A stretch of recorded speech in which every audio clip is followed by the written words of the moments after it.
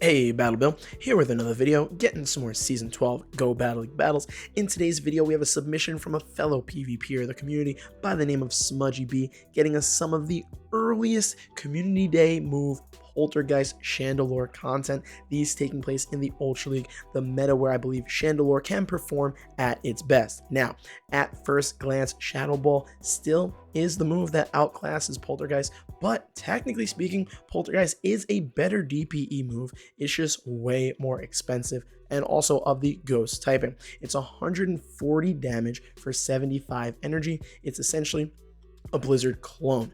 So at the very least, we're going to run Chandelure in the back, hope to get some type of energy advantage and land some booms along the way.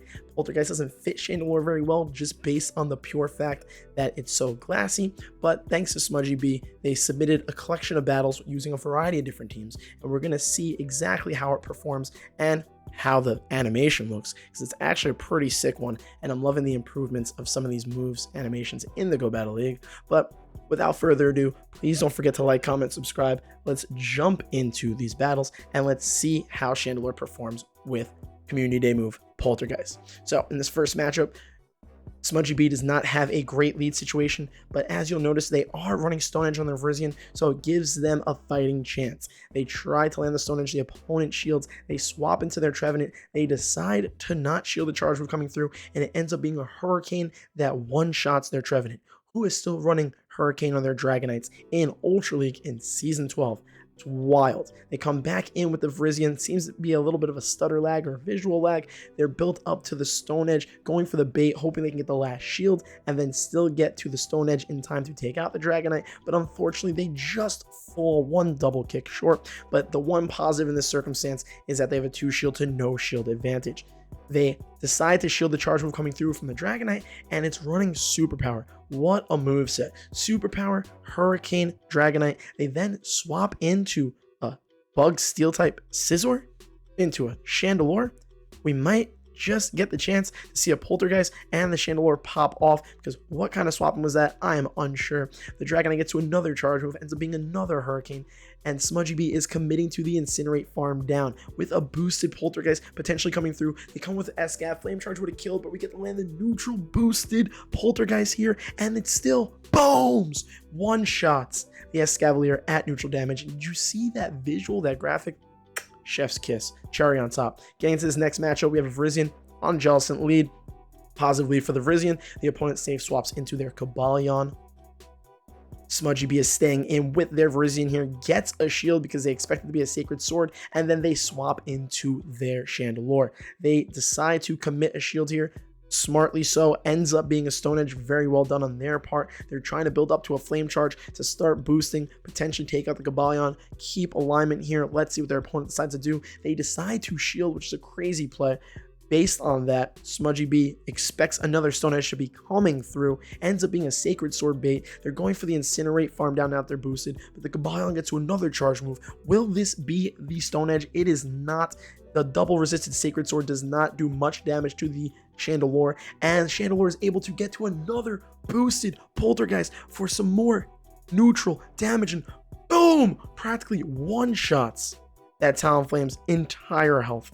Actual insane damage. Jellicent comes in. If only Poltergeist was a cheaper move and of the energy of something like Shadow Ball could have potentially gotten to it against the Jellicent here.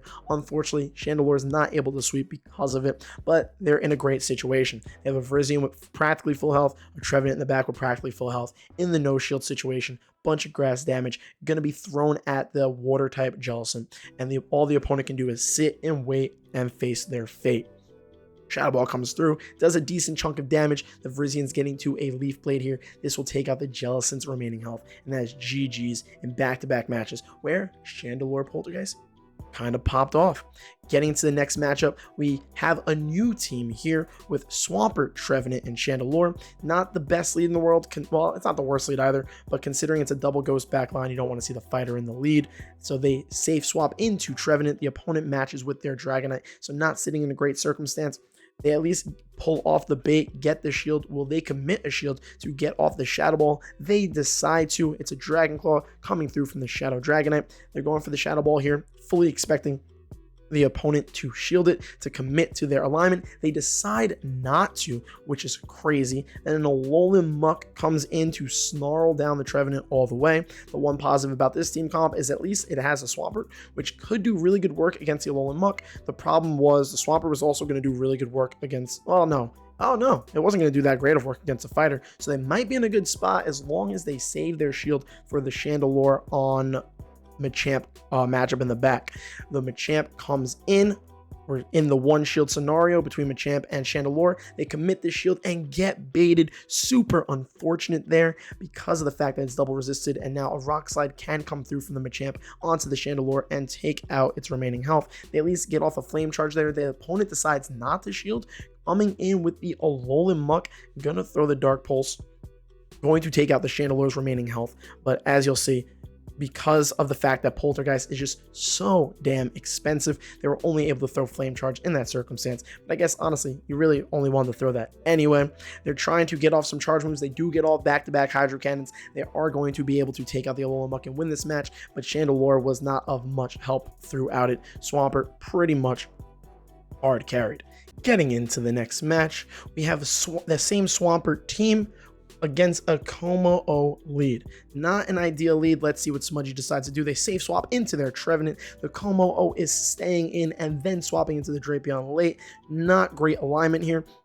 Going to be forced to throw Shadow Balls from their Trevenant because it's the better DPE move between Shadow Ball and Seed Bomb. But unfortunately, this is a losing matchup no matter what. Probably just wants to concede and let the Drapion get a charge move through, this being a crunch. Can come back in with the Swampert relatively comfortably. Hopefully can overfarm enough to then maybe throw some chip damage at the Como-O, but we're not sitting in the best situation just because of the fact that Como is a dragon and is going to do well against both Swampert and Chandelure because of their water and fire typings respectively.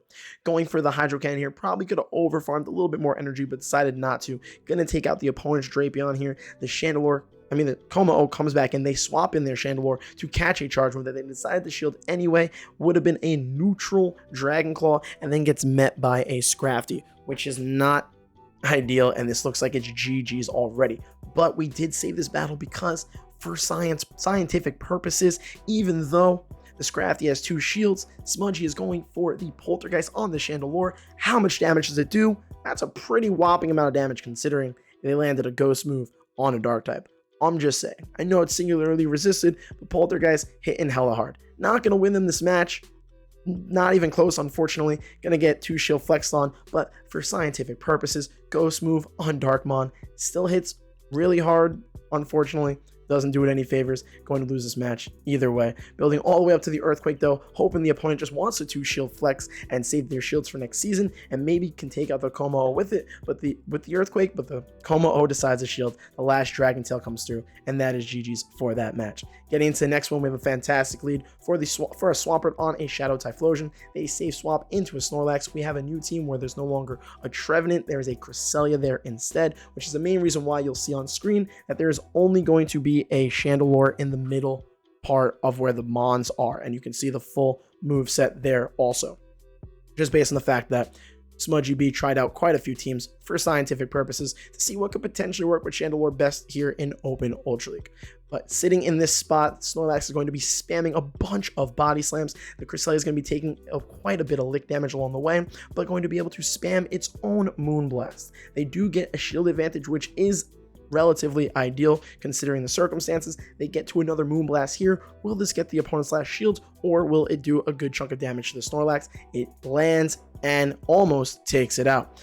Expecting the Swampert to come back in, they decide to come in with the Chandelure, which I kind of like. You get a full Incinerate's worth of energy there and only have to eat a double resisted body slam, not worrying about the Snorlax's charge moves considering the circumstances. They then come in with a Shadow Scizor, and honestly, did you guys see a Shadow Scizor? Because I'm pretty sure this Chandelure is essentially making it disappear. It was just barely able to get to a charge move there.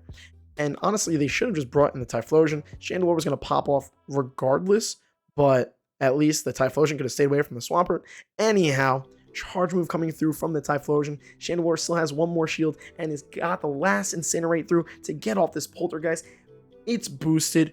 This should, based on our previous experiments and scientific knowledge of this charge move, take out the Typhlosion's remaining health with a big boom there, and that is the final match of the collection of battles. Could have swore I had 6, might have misedited some things while I was putting the battles together. I think that was only a total of 5 battles, but you can see that essentially Poltergeist, as much as the sick animation move that it looks is, it's super expensive, and Chandelure, as spicy as it is already and as glassy as it is not going to genuinely benefit from having Poltergeist in its move pool. The play is to still go Shadow Ball and Flame Charge with either Incinerate or Hex as the fast moves. So an unfortunate, another waste of a community day. Really would have preferred a cheaper energy hard-hitting charge move on Chandelure that could have been with the ghost typing. Could have had another good ghost move outside of Shadow Ball, and do we have any other good ghost charge moves? So this could have been the chance for that. Unfortunately, Niantic missed the mark on this one. There could have been a couple other ways they made it better. Also, maybe get a guaranteed attack boost similar to how Flame Charge does that too, or 50%, similar to how I think it was Meteor Me was 100%. But again, similar to that aspect, where at least it hits hard and gives you some sort of boosting feature that could give Chandelure a little bit more play, maybe boost defense. I don't know. They kind of make things up as they go, as it is with Niantic. So it wouldn't have been surprising if they brought in something that wasn't from, the MSG. But on that note, let me know what you thought of the collection of battles. Let me know your thoughts on Poltergeist Chandelure. Do you think it would be good on any other mods? Do you think Poltergeist has the potential to make other ghost mods viable? It being a Blizzard clone, I'm not 100% sold on it, but either way, I hope you have fantastic community days. You can see right here and on screen throughout the battles, the shiny is beautiful, and getting a high IV potential hundo/shundo of Chandelure is going to be worth it regardless of the move. So I highly recommend you take full advantage of your 3-hour grind sessions for the community day. And thank you so much as always for watching. Don't forget to like, comment, and subscribe, and I will see you all in the next video. Preach.